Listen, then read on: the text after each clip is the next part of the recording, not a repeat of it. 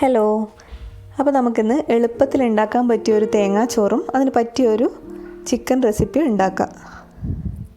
ചോറിന് വേണ്ടി 1.5 cup jeera rice ഞാൻ നന്നായി കഴുകി ഒരു പാത്രത്തിലേക്ക് മാറ്റിയിട്ടുണ്ട്. 1/2 കപ്പ് തേങ്ങ, 1/2 സ്പൂൺ ജീരകപ്പൊടി, ആവശ്യത്തിനുള്ള ഉപ്പ്, വെള്ളം. 3 കപ്പ് വെള്ളമാണ് ഞാനിപ്പോൾ ഇവിടെ ഒഴിച്ചത് 1.5 കപ്പ് ജീര റൈസിന്.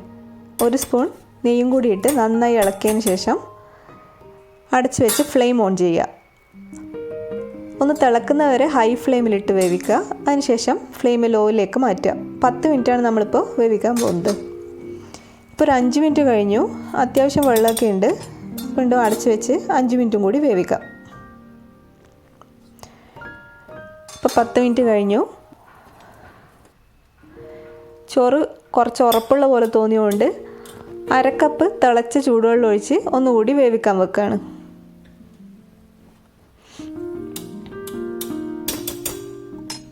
ഈ തിളച്ച ചൂടുവെള്ളം ഒരു ഫ്ലാസ്കിലുള്ളത് എപ്പോഴും നല്ല ഉപകാരമാണ്. 15 മിനിറ്റ് കഴിഞ്ഞു ടോട്ടൽ. ഇപ്പോൾ ചോറൊക്കെ നന്നായി വെന്തിട്ടുണ്ട്. അപ്പോൾ നമ്മുടെ തേങ്ങാച്ചോറ് ഇവിടെ റെഡി ആയിട്ടുണ്ട്. ഇനി നമുക്ക് ചിക്കൻ എങ്ങനെയാണ് ഉണ്ടാക്കുന്നതെന്ന് നോക്കാം. ഒരു 7 അല്ലി വെളുത്തുള്ളിയും 5 വറ്റൽമുളകും ഞാനിവിടെ എടുത്തു വെച്ചിട്ടുണ്ട്. ഒരു പാൻ ചൂടാകുമ്പോൾ അതിലേക്ക് 2 ടേബിൾ സ്പൂൺ വെളിച്ചെണ്ണയാണ് ഇപ്പോൾ ഒഴിക്കുന്നത്. അതിലേക്ക് ചതച്ച് വെച്ചിട്ടുള്ള വെളുത്തുള്ളി ഇട്ടു. അതൊന്ന് ചൂടായി വരുമ്പോൾ നമുക്ക് വറ്റൽമുളക് മുറിച്ചിടാം.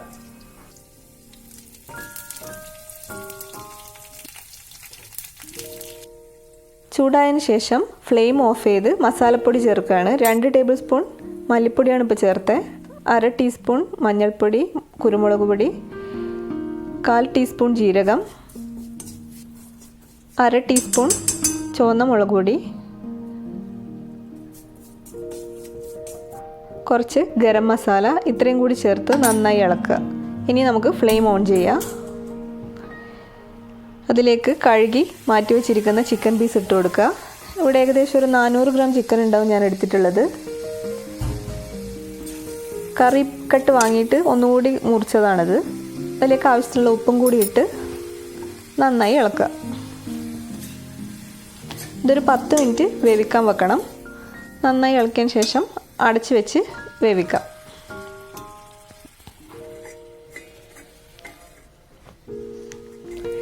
ഇപ്പോൾ ഒരു 5 മിനിറ്റ് കഴിഞ്ഞിട്ടുണ്ട്. വെള്ളമൊക്കെ അത്യാവശ്യത്തിനുണ്ട്. നമുക്കൊന്ന് ഉപ്പും മസാലയൊക്കെ നന്നായിട്ടുണ്ടോ എന്ന് നോക്കാം. ഉപ്പൊക്കെ ഉണ്ട്, കറക്റ്റാണ്, എല്ലാം ഓക്കെയാണ്. വീണ്ടും അടച്ച് വെച്ച് 5 മിനിറ്റും കൂടി വേവിക്കാം.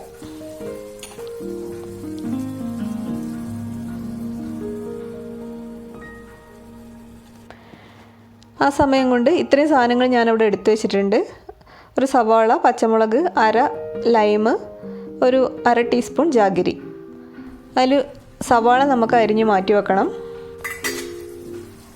കറിവേപ്പിലയും കൂടി ഉണ്ടായിരുന്നു, അത് കാണിക്കാൻ വിട്ടുപോയി. ഇപ്പം 5 മിനിറ്റ് കഴിഞ്ഞിട്ടുണ്ട്. തുറന്നിട്ട് 1/2 സ്പൂൺ ചെറുനാരങ്ങ ഒഴിച്ചു. അരിഞ്ഞു വെച്ചിരിക്കുന്ന സവാള ഇട്ടു. 2 തണ്ട് കറിവേപ്പിലയാണ് ഞാൻ എടുത്തിട്ടുള്ളത്, അതിട്ടു. ഇനി പച്ചമുളക് ഇട്ടു, ജാഗരി പൗഡറും കൂടി ചേർത്തു. ആ സ്പൈസിനെസ് ഒന്ന് ബാലൻസ് ചെയ്യാൻ വേണ്ടിയിട്ടാണ് ജാഗരി ചേർത്തിട്ടുള്ളത്. ഇതിപ്പോൾ 10 മിനിറ്റ് കഴിഞ്ഞ് ഒരു 2-3 മിനിറ്റ് ഇനി ഹൈ ഫ്ലെയിമിലൊന്ന് റോസ്റ്റ് ചെയ്തെടുത്താൽ നമ്മൾ സംഭവം റെഡിയാവും. കുത്തി നോക്കിയപ്പോൾ അത് വെന്തിട്ടുണ്ട് നല്ലോണം.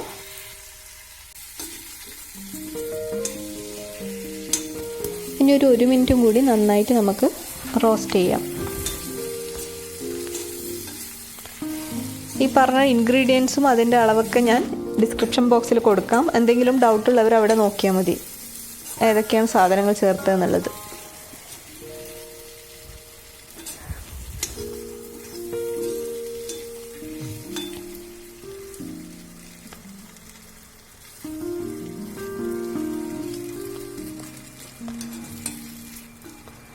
അപ്പോൾ സംഭവം ഇവിടെ റെഡി ആയിട്ടുണ്ട്.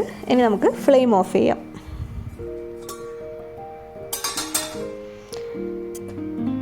അപ്പോൾ ഈ തേങ്ങാച്ചോറ് കഴിക്കാൻ വേണ്ടി ഈ ഒരു ഒറ്റ കറി മാത്രം മതിയാവും. നല്ല സ്പൈസി ആയിട്ടുള്ള ഒരു ചിക്കൻ മസാലയാണിത്. അപ്പോൾ എല്ലാവരും ഉണ്ടാക്കി നോക്കുക. ഉണ്ടാക്കിയിട്ടുള്ള അഭിപ്രായങ്ങൾ താഴെ കമൻറ്റ് ബോക്സിലിടുക. ഇനി വീണ്ടും പുതിയൊരു വീഡിയോ ആയിട്ട് കാണുന്നവരേക്കും ബൈ.